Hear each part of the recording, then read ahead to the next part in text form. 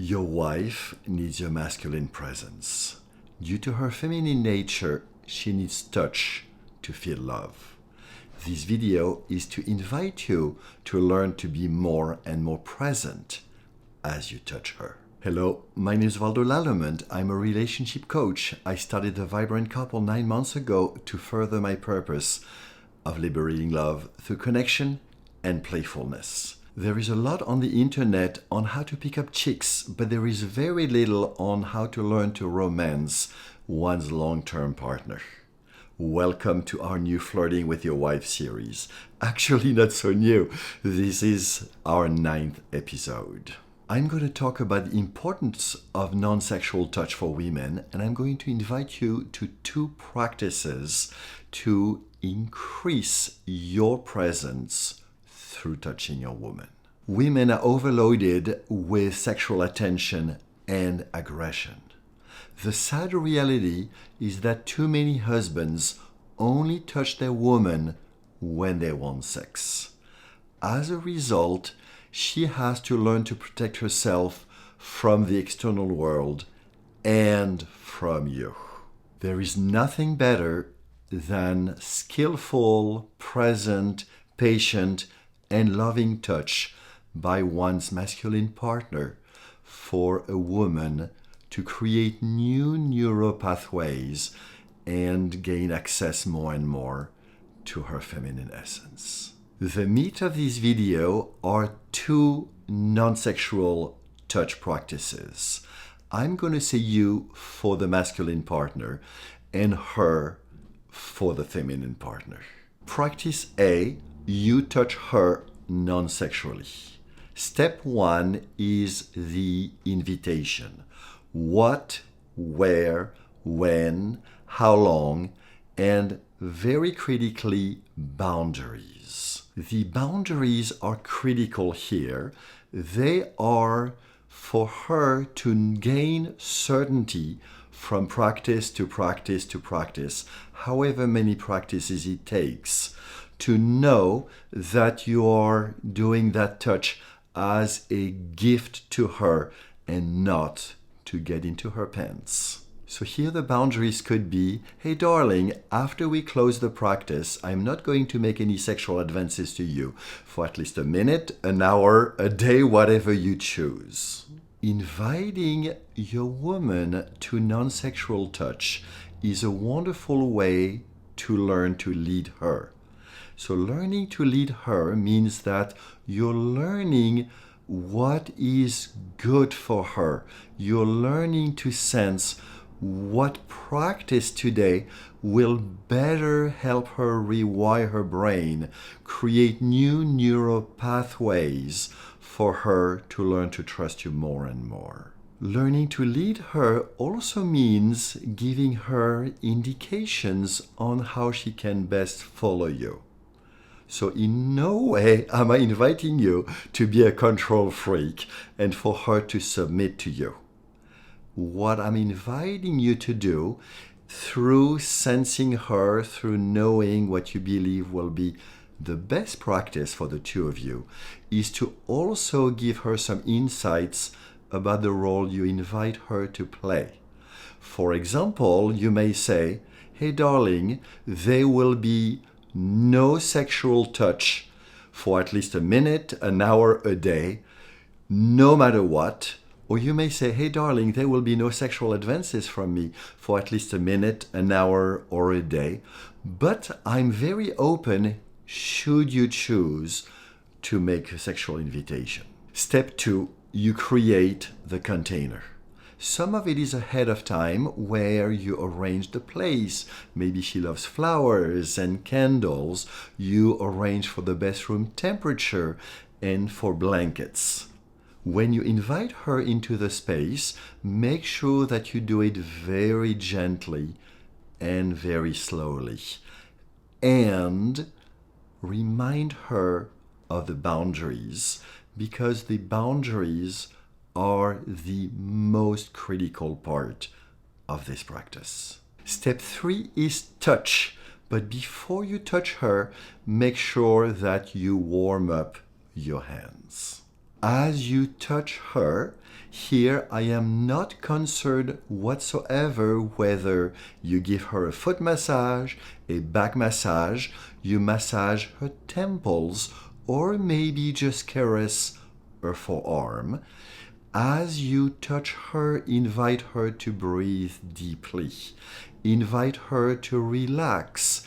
Invite her to yawn and sigh. Invite her to feel the areas of tension in her body and breathe through them. And also invite her to feel the areas of increased aliveness in her body as a result of your touch. Bonus, as you touch her, shower her with compliments about her body. The more specific, the better. Extra bonus points, enjoy touching her. I mentioned earlier the sad reality of too many men only touching their woman when they want sex. Here, there are very few men who are able to be fully present in the moment, fully enjoying the very touch they are doing without thinking about intercourse next. It may seem strange, especially in a video in which I'm inviting you to non-sexual touch, but your enjoyment is one of her biggest turn-ons. One of your best gifts to her is to learn to see the difference between her non-sexual turn-ons because she's happy to be with you. She's happy that you're touching her. She's happy that you're happy touching her. And her sexual turn-ons. So, one of the best ways of creating new neural pathways for her is for you to enjoy the very touch you are doing moment by moment. And extra bonus points, be patient and playful with her inevitable resistances. Step 4, closing the practice. Tell her how much you appreciated during that non-sexual practice with her. Tell her the impact this practice had on you. A good example of that is, darling, I so enjoyed learning to become fully present with you and your beautiful body through my hands and letting go of any sexual expectations that, as a man, is hard to let go of. Restate the boundaries. So this is not same-o, oh, this is the third time I have to state the boundaries. This is where you make a promise to her that for the next minute, hour, day, whatever it is, you are not going to make any sexual advances to her. And last but not least, talk about what is next, how you look forward to doing more practices with her, how you look forward to loving her more and more and more and more. Step 5 is debriefing the practice. Of course, during the practice, she could say, ouch, if something hurts her, or she could say, I don't like this. Or she could ask, how about you do that? And you can also ask her, would you like my touch to be deeper? But during the practice, you do not talk about what you could do better. You do not talk about what she could do better. That is for debrief. And so it is best to have debrief at a specific time and place, which could be right after. But somehow you have to clearly specify, we have closed the practice and now it is debriefing time. Practice B is almost like practice A with very few differences. The biggest differences I highlighted in striking through the warm-up touch.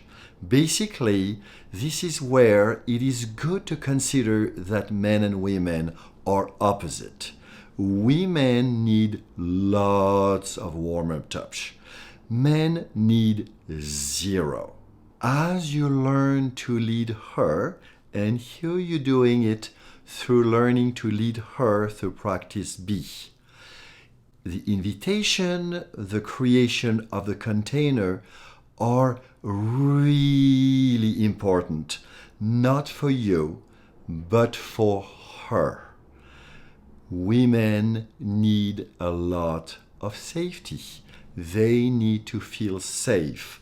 They need to feel safe to follow you, to follow your masculine lead. Practice B will most likely trigger your sexual arousal more than in practice A. So this is why the closing of practice B is even more important, in which you remind her of the boundaries, of the conditions that you set at the beginning of the practice. And whatever those boundaries, please honor them. Do whatever it takes. Go and do a cold plunge. Go run around the block 50 times. Whatever it is of utmost importance that you act with integrity. By the way, you created those boundaries, those 1 minute, 1 hour, 1 day. These are all on you. So when you state them at the beginning, choose wisely. If this video inspired you to create more love, safety, and trust in your relationship through practicing non-sexual touch, please hit the like button below and subscribe so you can be notified when I publish new juicy content. And please pass along to all you believe would benefit. I look forward to seeing you very soon.